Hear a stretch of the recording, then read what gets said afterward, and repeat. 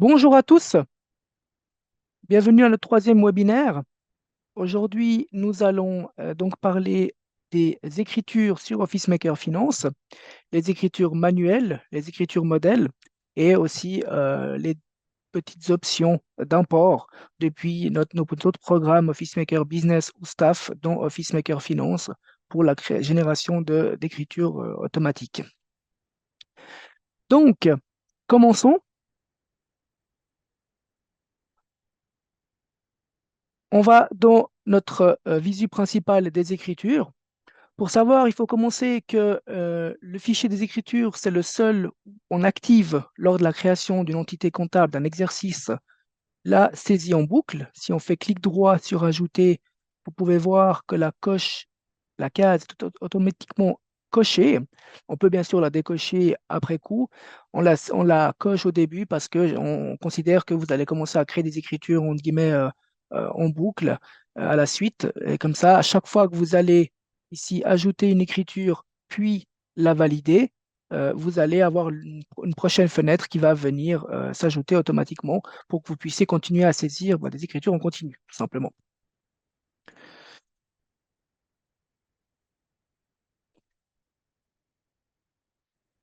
Il faut savoir une chose aussi, beaucoup d'utilisateurs nous posent la question,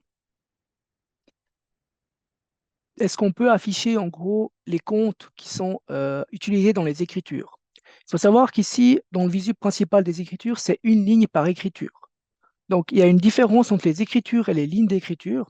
Et dans les lignes d'écriture, c'est là où on va voir les comptes et contreparties, le détail des lignes d'écriture, hein, c'est comme ça que ça s'appelle.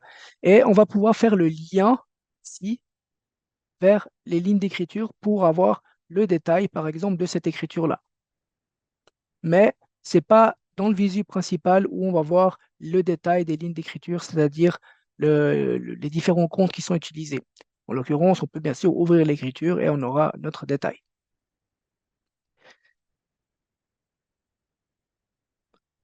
Si on ajoute notre écriture, on va discuter des modèles d'écriture tout à l'heure, ça sera la deuxième partie. On a ici notre code journal comme premier champ à remplir, qui est rempli automatiquement dans les options. Alors, les options, si je viens ici dans Action, options d'écriture, on a le code journal standard, que j'expliquerai à l'instant.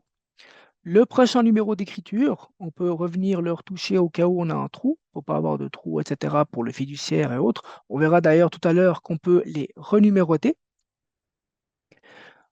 Indiquer un numéro de pièce automatique.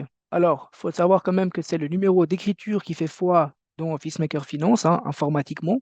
Mais si vous avez des numéros de documents, etc., ou une numérotation différente de la part du fiduciaire, vous pouvez ici indiquer une numérotation de pièce automatique ou alors la laisser manuelle lorsque vous créez l'écriture. Ensuite, il y a la période autorisée. Automatiquement, c'est toute l'année qui est prise en compte, toute l'année comptable, que ce soit du 1er janvier ou au 31 décembre, ou alors que ce soit de juin à juillet, de août à juillet de 23 à 24, par exemple, suivant les entités. Ici, on peut venir réduire la période, par exemple, indiquer le premier trimestre, et une fois que le décompte TVA, en exemple, hein, est créé, pour plus toucher en fait le premier trimestre, bah, on bloque le premier trimestre et on met à partir du 1er avril jusqu'au 30 juin, par exemple, pour faire le deuxième, etc., etc. C'est un bouclement temporaire et intermédiaire, entre guillemets. On peut venir rechanger en tout temps la période qui est indiquée ici. Et on verra tout à l'heure, dans la configuration de l'exercice en lui-même, c'est là qu'on définit vraiment la période comptable définitive, entre guillemets. Donc ça, c'est dans les options d'écriture. Alors, le code journal, ici, si on vient dans nos journaux, donc ça, on voit la même chose dans Données, hein, journaux. Généralement, ceux qui disposent des trois programmes Office Maker, Finance, Business et Staff, ils ont une présentation un peu différente qui est donc le code journal 1 général pour les écritures manuelles et ensuite les codes journaux de 2 à 6 qui correspondent aux écritures importées des autres programmes vers Office Maker Finance. Ici, pour l'exemple, on a pris des codes journaux un peu différents. En l'occurrence, tous sont manuels. Et on a ici le code journal, le code, le nom, le libellé. On a le type.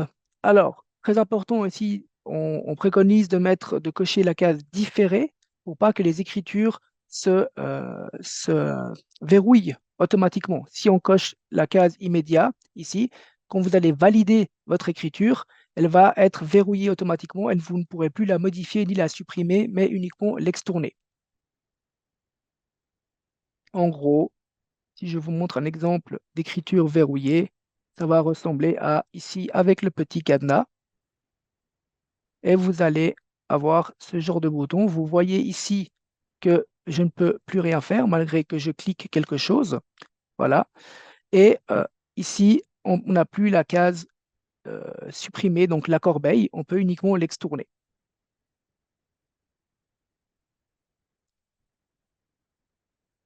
On a des codes journaux. Si je reviens sur mes journaux avec un compte standard. Donc ici, si on a le code journal pour tout ce qui concerne la BCV, par exemple, on rajoute le compte de la Banque cantonale vaudoise.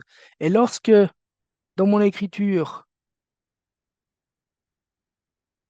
je viens ajouter le code journal numéro 6, qui est donc la BCV, j'ai mon compte qui vient automatiquement.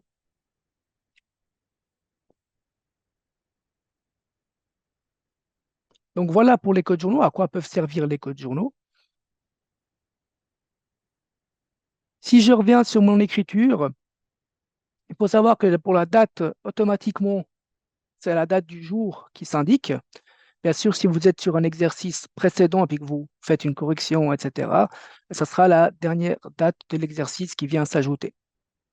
En parlant de la dernière date, donc ça soit ici le premier jour ou le dernier jour de l'exercice, si je mets le 1er janvier, d'ailleurs, on n'a pas besoin de mettre le mois. Si je mets ici le premier, ça me met en juin, parce qu'on est en juin, et l'année. Si je mets le 1er janvier de l'année, j'ai ma case transitoire qui vient s'ajouter. En la cochant, mon écriture apparaîtra en italique et elle ne sera pas prise en compte dans le décompte TVA. Ou la même chose si ici j'indique le 31 du 12 de l'année en cours. Et bien sûr, cela aussi aura pour effet de s'extourner lorsqu'on crée le nouvel exercice ou lorsqu'on met à jour le nouvel exercice qui serait déjà existant. Donc une écriture transitoire simplement en italique et qui n'est pas prise sur le décompte TVA. Ici, si j'indique la date du jour, si j'annule donc la date du jour qui se met automatiquement, le numéro de pièce, on a vu qu'il pouvait se mettre de manière automatique, ou alors on met un numéro de pièce numéro 100 par exemple, euh, ou alors des lettres, hein, facture fournisseur 100.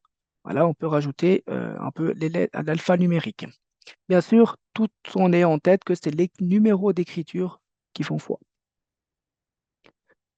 Le libellé, donc là, ce sera le texte.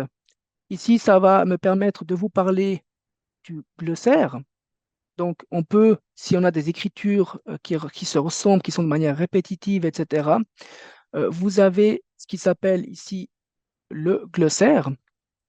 On a tout un exemple de notre donnée, de notre data démo. On a des codes et en faisant appel à ces codes, il y a le texte qui vient s'ajouter sur le libellé ou sur le sous-libellé. En exemple, si je viens ici pour faire appel au glossaire, je mets l'étoile, donc c'est l'étoile qui fait foi. Je mets P pour ajouter mon texte paiement débiteur et je fais même un espace en disant le nom du client, comme ça. Lorsque je fais Tab ou Enter, j'ai le texte qui vient s'ajouter, paiement débiteur, deux points, et ensuite le texte que j'ai rajouté, en l'occurrence ici, nom du client.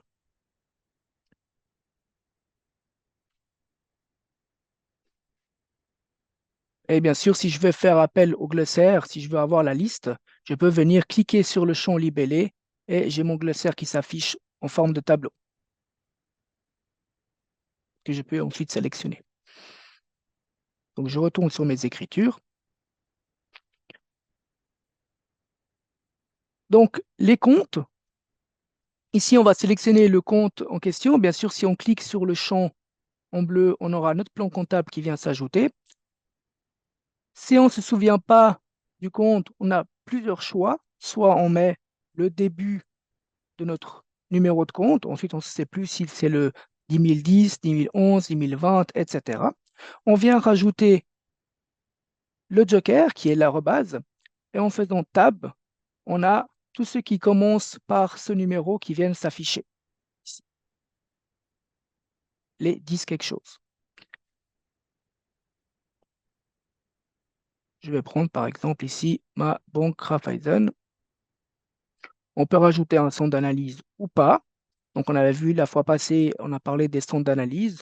Ici, la même chose, si je clique sur mon centre d'analyse ou je prends l'arrobase, bah, je peux venir créer, par exemple, ici, ça concerne mon magasin de Genève. Le montant au débit ou au crédit. Donc, je viens ajouter mon montant, éventuellement un code TVA et ensuite mon sous-libellé, ici qu'on peut aussi faire appel au glossaire, donc avec la fameuse étoile. Ensuite, avec la flèche du bas ou en cliquant simplement sur la ligne suivante, on a le compte qui va venir, soit c'est une écriture multiple et là on aura aussi un montant au débit, soit c'est une écriture simple et on aura le montant en crédit qui va venir s'ajouter automatiquement. Ici, je vais faire appel à mon compte débiteur. Admettons que je ne sais plus de quel compte il s'agit. Et je peux mettre ici le fameux slash et je peux mettre deb pour débiteur, par exemple. Et j'ai ma recherche par intitulé qui vient s'activer avec le fameux slash, le début du nom. On peut mettre débiteur, deb, d même. Tout ce qui commence par ce que j'ai écrit ici va s'afficher et je vais indiquer mon débiteur suisse qui est le compte ici 1100 qui va venir s'ajouter et automatiquement le montant au crédit vient se compléter. Donc, je valide mon écriture et étant donné que j'ai coché la fameuse saisie en boucle ici, j'ai l'écriture numéro 2 qui vient s'afficher pour prêt en fait à la saisie. Je vais vous montrer maintenant comment on saisit une écriture sans utiliser la souris, faire de manière rapide et efficace. Donc la date, avec la touche Tab, on vient aller dans les champs suivants. On vient ici, je vais mettre test écriture, par exemple. Hop, je fais toujours Tab. J'indique mon compte, par exemple, de banque. Hop, je vais prendre le 1010, voilà. J'indique 100 francs. Et ensuite, je vais faire la touche du bas du clavier pour faire la ligne suivante. Ici, je vais indiquer que c'est une vente directe, par exemple. J'utilise le compte 3000 pour les ventes stylo. Et on a notre code TVA dans ce compte qui s'affiche automatiquement. Et en faisant ici pour Mac, commande Enter ou alors CTRL Enter sur Windows, on va venir valider notre écriture. Là, bien sûr qu'il y a la TVA qui n'est, donc je vais plutôt utiliser ici le code numéro 3 pour que ça soit la TVA incluse, on en parlera tout de suite. Et elle se valide et j'ai mon écriture suivante qui s'affiche, etc., etc. Donc là, je n'ai pas besoin d'utiliser la souris. En parlant justement de la TVA, si j'indique ici un numéro de compte de vente, je mets mon montant de 100 francs au crédit.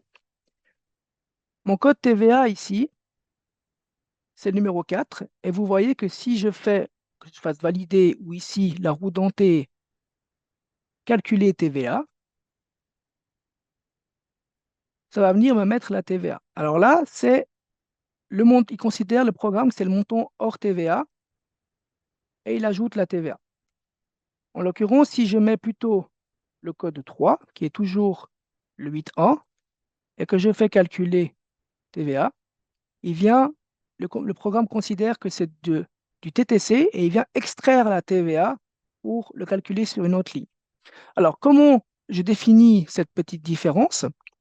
Eh bien, si on va sur nos taux TVA, on a la fameuse case inclus, coché ou pas coché. Vous voyez que sur mon code numéro 3, ici, je mets inclus, je coche ici inclus pour dire que quand je mets un montant dans une ligne d'écriture pour un compte, je considère que c'est TTC et il vient m'extraire la TVA automatiquement.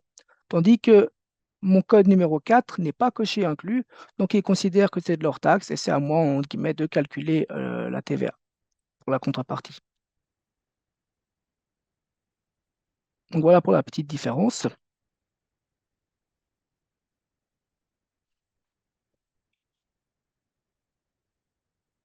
Pour les autres cas de la roue dentée, donc là, ça nous permet d'insérer une ligne. Vous avez les différentes touches du clavier, donc encore une fois, pour ne pas avoir à utiliser la souris qui sont affichées ici. Une fois que vous les utilisez quotidiennement, bah, vous n'aurez plus même à regarder là-dessus. Vous connaîtrez le programme même mieux que moi-même. Donc, on a inséré, supprimé ligne, équilibré la ligne. Donc, si je mets ici un autre compte, admettons mon compte débiteur, et que je rajoute, euh, alors c'est 3010 peut-être, voilà, je rajoute mon compte ici avec le code 3, puis je mets 100 francs au crédit, bien sûr. Et là, la ligne n'est pas équilibrée. D'accord? La balance est à moins 100. Donc, on a 100 au débit et 200 au crédit. Et donc, je viens ici équilibrer la ligne. Ici, il va venir m'équilibrer. Bien sûr, ça va toucher la ligne que j'utilise. Donc, si je remets ici 100 francs, je remonte et je dis que je vais équilibrer cette ligne-là, bah, il va venir m'équilibrer à 200 francs.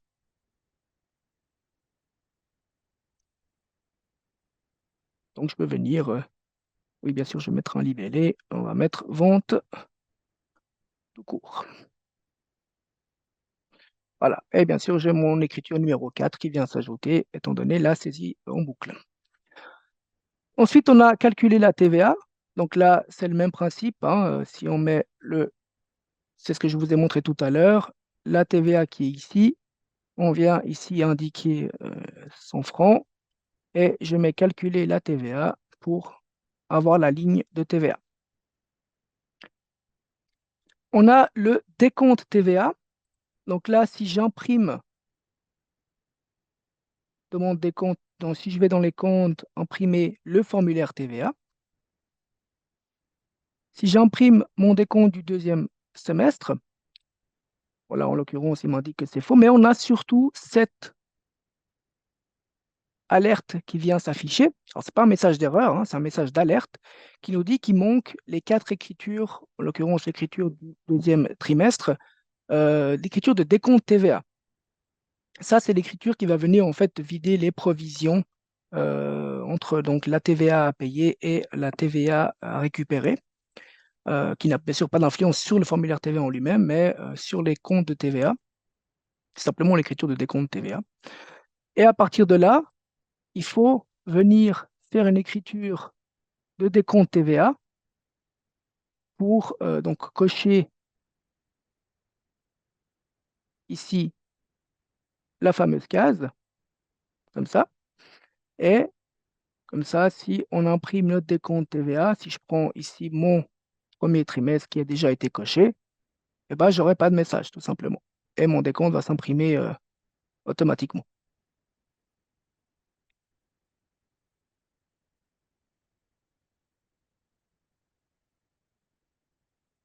Voilà, ici, j'ai mon écriture de décompte TVA du premier trimestre qui ressemble à ça. Donc, c'est la provision de la TVA due qui va se mettre au débit avec le montant de la TVA déductible. Et bien sûr, là, on prend en considération qu'on paye directement en fait la TVA. Et là, elle est cochée des comptes TVA.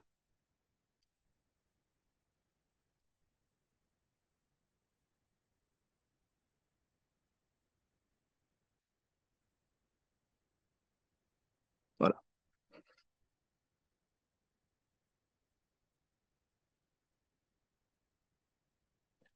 Pour, avant de passer aux écritures modèles, pour verrouiller un exercice, ce qu'on préconise au début, c'est une fois que les soldes initiaux de vos comptes, donc les soldes ici, d'ouverture, sont, on va dire, définitifs, euh, Ce qu'on préconise, c'est d'aller dans fichier maintenance, opération verrouillage. Alors, j'arrive pas à y aller à cause peut-être de... Voilà. Opération verrouillage. Et on peut cocher d'abord les soldes d'ouverture. Une fois que c'est fait, vous faites votre exercice, etc. Là, je remonte ici. Vous faites votre exercice. Et une fois que vous êtes en avril de l'année N+1, vous pouvez donc faire commande A ou contrôle A sur Windows, commande A sur Mac, et venir cocher ici le cadenas, cliquer sur le cadenas. Ainsi, toutes vos écritures seront verrouillées. Toutes vos écritures seront verrouillées et ensuite vous pourrez venir faire donc fichier maintenance de nouveau, opération verrouillage, et vous pourrez cocher l'exercice. Cela va donc verrouiller votre exercice. Ça, c'est vraiment une fois que vous avez fait la révision comptable, l'audit, etc.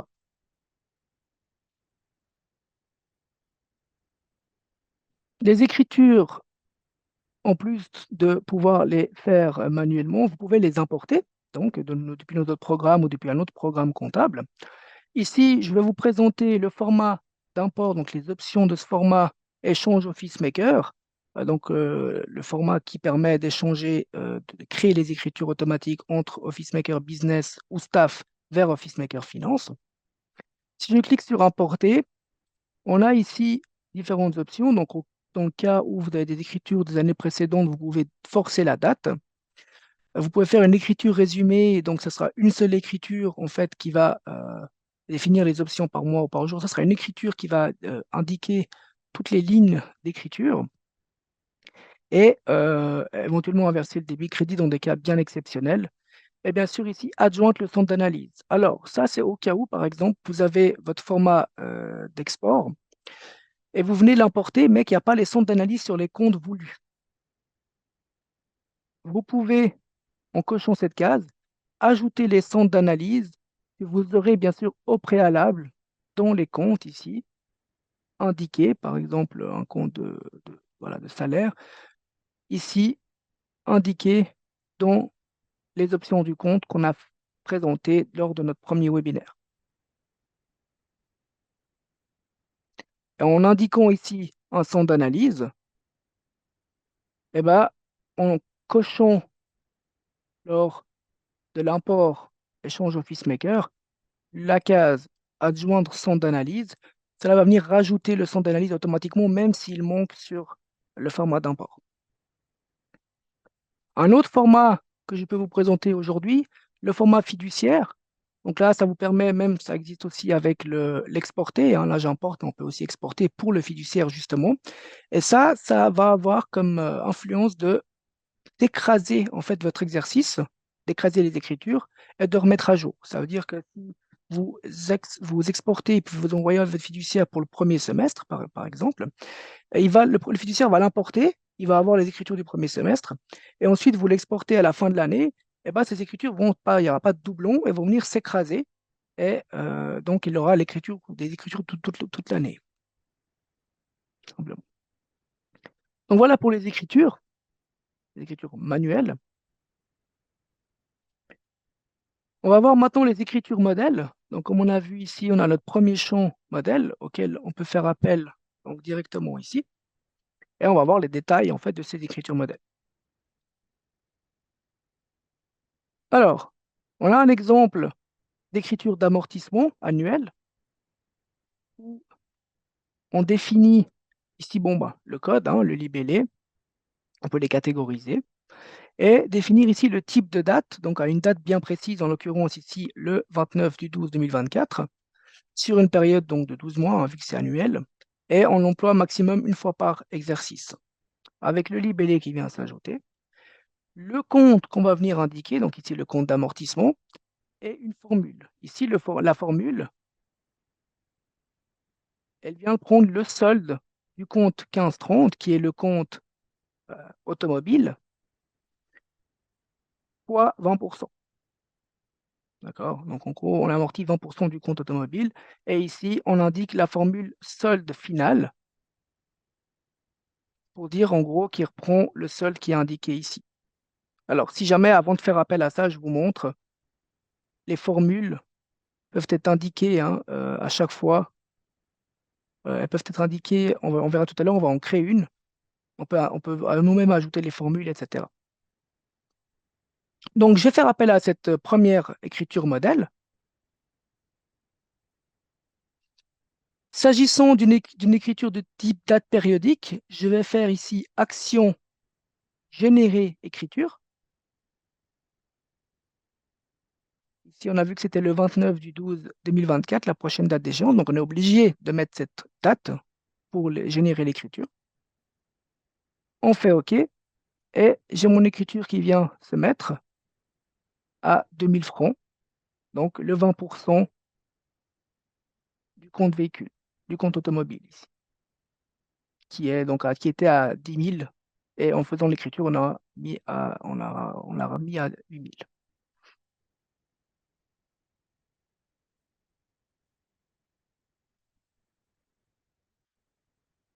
Ensuite, on a d'autres types.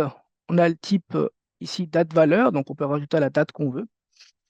Et on a des fonctions comme ici, des formules comme demander. On a une formule demander et on inscrit le texte qu'on veut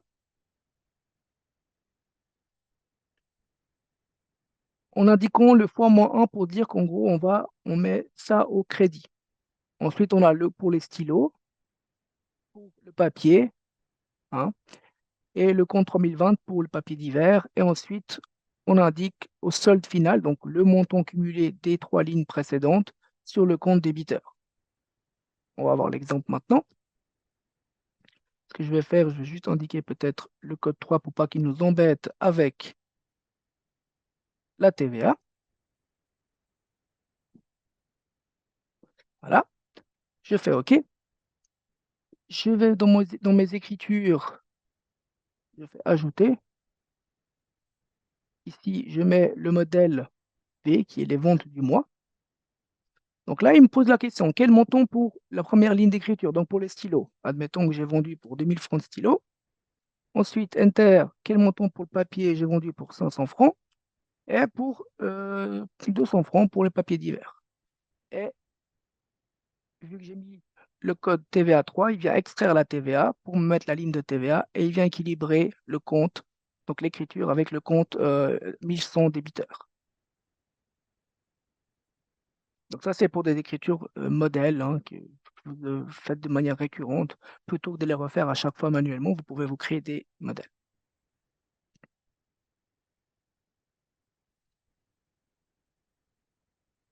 Vous avez, donc comme je vous disais, les différentes fonctions ici. Solde final, solde du mois, total, etc., etc. La fameuse fonction demander. Et si on prend ici, par exemple, le solde, vous mettez le compte en question et ensuite vous faites une formule fois, etc., etc. Alors, ce genre de choses, vous pouvez aussi le faire sur les écritures manuelles. Si jamais, dans les écritures, si vous faites ajouter, et on voit encore une dernière écriture modèle, test écriture 2. Ici, on va prendre le compte débiteur, on a fait une vente par exemple. Euh, Ici, pour l'instant, on ne va rien mettre, on va équilibrer tout à l'heure la ligne. Je vais mettre le compte 3000 et au crédit, je vais mettre que j'ai vendu par exemple, on met un égal et on peut faire des calculs. Donc j'ai vendu 100 francs au mois de janvier, plus 300 francs, etc. Mais je peux faire bien plus que ça. Si je reviens ici, je remets égal, j'ai de nouveau ma ligne qui se met. Donc il faut cliquer sur, il faut voilà, appuyer sur égal de nouveau. Je peux aussi faire d'autres formules comme la fameuse fonction solde. Donc si je prends ici un amortissement, par exemple, je peux faire le 15-30 aussi, fois 20%, etc., etc. Donc ici, si je mets, si je fais, j'ai vendu 10 livres à 30 francs le livre, ça me fait les 300 francs. Je reviens dans ma ligne de débiteur et je peux faire équilibrer ligne, donc pomme 4, donc commande 4 ou alors contrôle 4 sur Windows et j'ai ma ligne qui vient s'équilibrer. Donc en revenant ici et en faisant égal, j'ai de nouveau le montant qui vient s'afficher, le calcul en fait, dans ma ligne ici de si je fais voilà, 10%, etc., etc.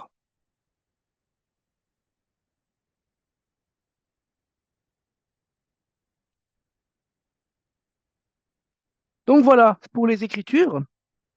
Est-ce qu'il y a des questions à ce niveau-là? Je vous invite à les mettre sur le chat ou alors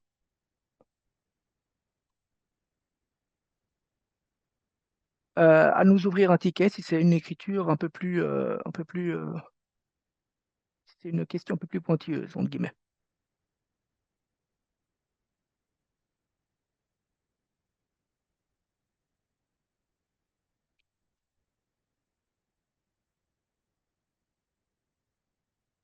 Alors, Madame Duprat pose la question si c'est possible d'inverser. Alors, si jamais la duplication d'écriture, lorsque vous dupliquez une écriture, bon, vous avez l'écriture, la même écriture qui revient à part la date du jour qui va s'afficher plutôt que la date originale, mais en faisant commande, contrôle, dupliquer,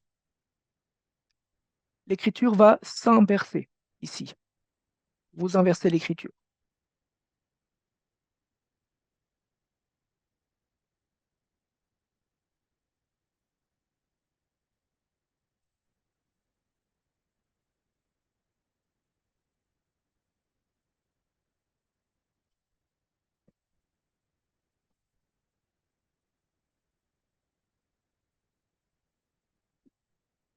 Vous avez également la substitution de compte pour ceux qui ne connaissent pas. Dans l'exemple, si on prend ici notre caisse bureau, je fais le lien vers mes écritures. J'ai utilisé pour ces écritures la caisse ici, caisse bureau, mais je me suis trompé. En fait, c'était l'autre caisse. Donc ici, ça aurait été plutôt la caisse stock qu'il fallait utiliser. Je peux venir sélectionner mes écritures du mois de mai, par exemple, et appliquer substitution de compte et indiquer l'ancien compte et le nouveau compte. En faisant appliquer, j'ai la caisse stock qui vient à la place de la caisse bureau.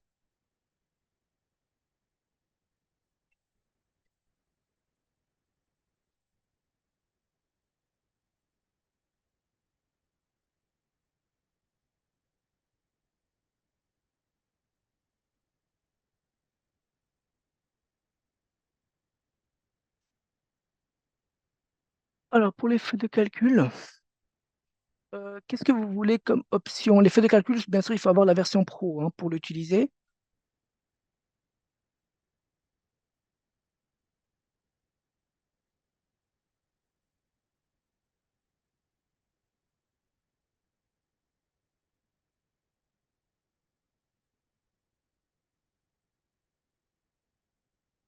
Oui, tout à fait. En ayant la version pro, vous aurez le menu analyse à votre disposition, puis vous aurez ici les feuilles de calcul.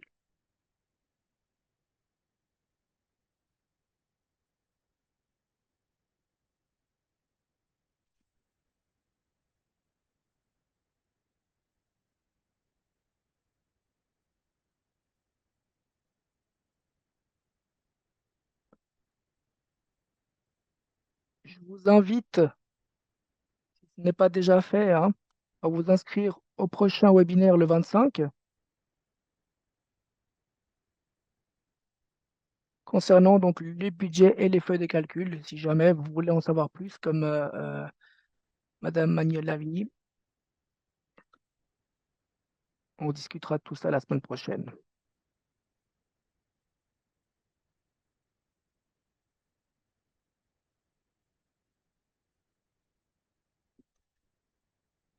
Voilà, je vous remercie.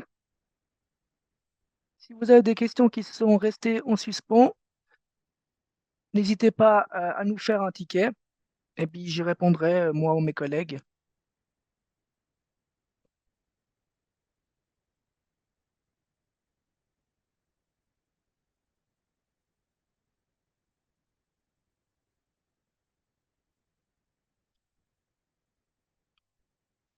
Et dès le mois de juillet, on va s'intéresser également au programme Staff. On va commencer à s'intéresser à Staff et aux différentes fonctionnalités. Alors, d'accord, pour les écritures inversées. Super, Madame Toshita. Alors, pour les écritures, saisie d'écriture.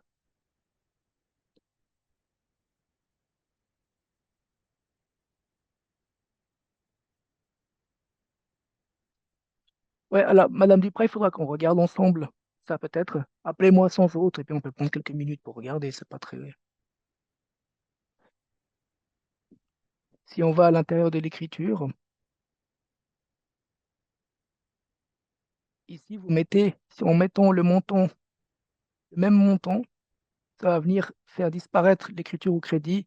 La même chose, en mettant ici les 78,95, ça va venir l'inverser, si jamais. Mais on pourra regarder ensemble sans problème.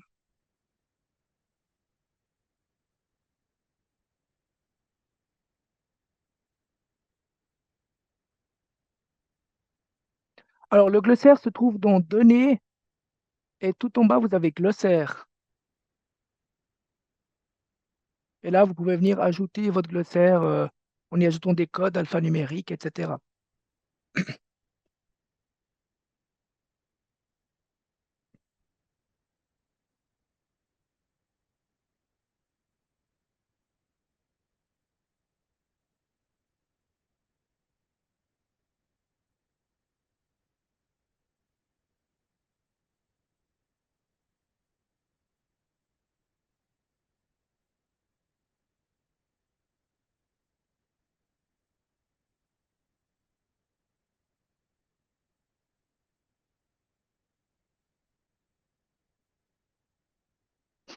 Merci à vous tous.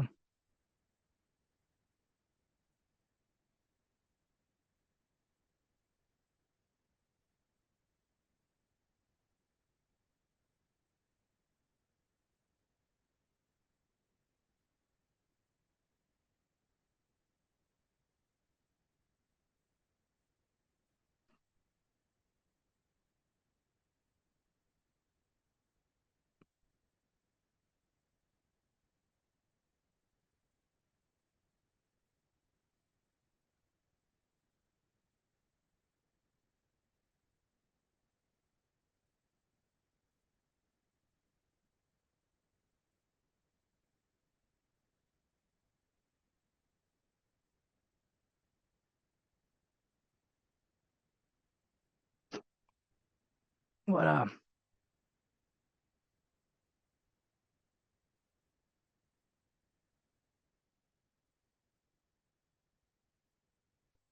Comme je vous le disais, donc s'il y a des questions qui sont restées en suspens ou qui seraient un peu trop pointilleuses pour le webinaire d'aujourd'hui, n'hésitez pas à nous envoyer un mail, nous faire un ticket depuis le programme, hein, toujours depuis aide, message au support technique, ou alors nous appeler à la hotline et on va tâcher de vous répondre. Je vous souhaite une bonne journée et à la semaine prochaine.